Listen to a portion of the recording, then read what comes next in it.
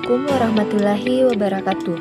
Saya mahasiswi dari Universitas Muhammadiyah Senjai, Fakultas Ilmu Sosial dan Ilmu Politik, Program Studi Administrasi Publik semester 1. Video ini dibuat untuk memenuhi tugas ujian akhir semester mata kuliah pengantar sosiologi dengan dosen pengampu Ibu Ernawati SPD, MPD. Sebelumnya, perkenalkan nama saya Nurul Azmi dengan NIM 22022201. Baik, saya akan mempresentasikan materi dengan judul stratifikasi sosial. Pengertian stratifikasi sosial secara umum dan menurut para ahli. Stratifikasi sosial secara umum adalah pengelompokan anggota masyarakat dengan cara bertingkat maupun vertikal. Stratifikasi sosial berasal dari kata sastrum yang artinya adalah lapisan dan sosial yang artinya adalah masyarakat. Apabila kedua kata tersebut digabungkan, maka stratifikasi sosial juga dapat diartikan sebagai lapisan masyarakat, sehingga maknanya secara umum adalah penggolongan masyarakat dalam kelas-kelas yang telah disusun secara bertingkat. Pengertian stratifikasi sosial menurut para ahli. 1.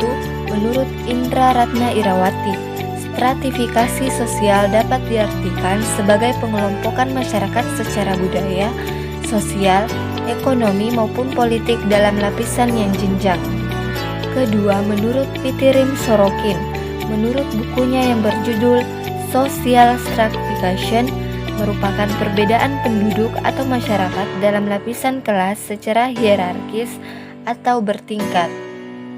Ketiga, menurut Robert M.Z. Lawang, menurutnya stratifikasi sosial merupakan penggolongan orang yang termasuk dalam satu sistem sosial tertentu pada lapisan hierarkis sesuai dengan privilege, prestise, serta dimensi kekuasaan.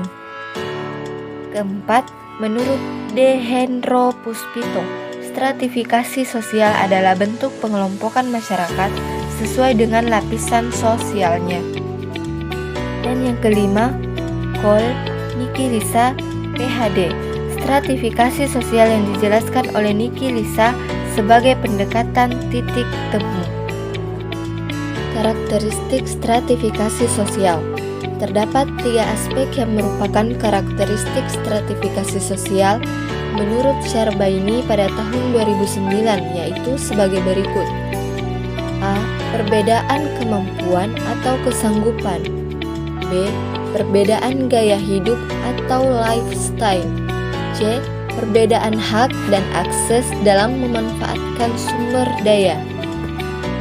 Unsur stratifikasi sosial. Menurut Narwako dan Suyanto pada tahun 2011, terdapat 2 unsur stratifikasi sosial di masyarakat, yaitu A. Kedudukan atau status. Menurut proses perkembangannya, status sosial dapat dibedakan menjadi 2 macam, yaitu 1. Atribut status atau status yang diperoleh atas dasar keturunan. Kedua, assified status atau status yang diperoleh atas dasar usaha yang dilakukan secara sengaja. B. Role. Berdasarkan pelaksanaannya, peranan sosial dapat dibedakan menjadi 2 jenis, yaitu peranan yang diharapkan atau expected roles, yaitu cara ideal dalam pelaksanaan peranan menurut penilaian masyarakat. Kedua, peranan yang disesuaikan atau actual roles, yaitu cara bagaimana sebenarnya itu dijalankan. Proses terjadinya stratifikasi sosial. Terdapat 2 proses terjadinya stratifikasi sosial, yakni 1. Terjadi secara otomatis atau dengan sendirinya. Kedua, terjadi secara sengaja. Sifat-sifat stratifikasi sosial. 1. Stratifikasi sosial tertutup. Stratifikasi sosial tertutup merupakan suatu sifat stratifikasi sosial di mana setiap anggotanya tidak dapat berpindah dari kelompok satu ke kelompok yang lainnya. 2. Stratifikasi sosial terbuka berkebalikan dengan stratifikasi sosial tertutup. Dalam stratifikasi sosial yang bersifat terbuka, setiap anggota masyarakat memiliki kesempatan yang sama untuk dapat naik maupun turun dari satu tingkatan ke tingkatan yang lainnya. Dan yang ketiga, stratifikasi sosial campuran. Stratifikasi sosial bersifat campuran merupakan stratifikasi sosial campuran dari stratifikasi sosial bersifat terbuka dan yang bersifat tertutup. Cara mempelajari stratifikasi sosial. Cara mempelajari stratifikasi sosial menurut Zanden pada tahun 1979, di dalam sosiologi dikenal 3 pendekatan untuk mempelajari stratifikasi sosial, yaitu 1. Pendekatan objek, 2. Pendekatan subjektif, dan 3. Pendekatan reputasional. Fungsi stratifikasi sosial. 1. Distribusi hak-hak istimewa yang objektif. Maksud distribusi hak-hak istimewa yang objektif ini termasuk menentukan penghasilan, tingkat kekayaan, keselamatan, dan kewenangan pada jabatan atau kedudukan seseorang. Kedua, menentukan prestise dan penghargaan. Fungsi stratifikasi sosial yang kedua adalah menentukan prestise dan penghargaan seseorang di tengah masyarakat.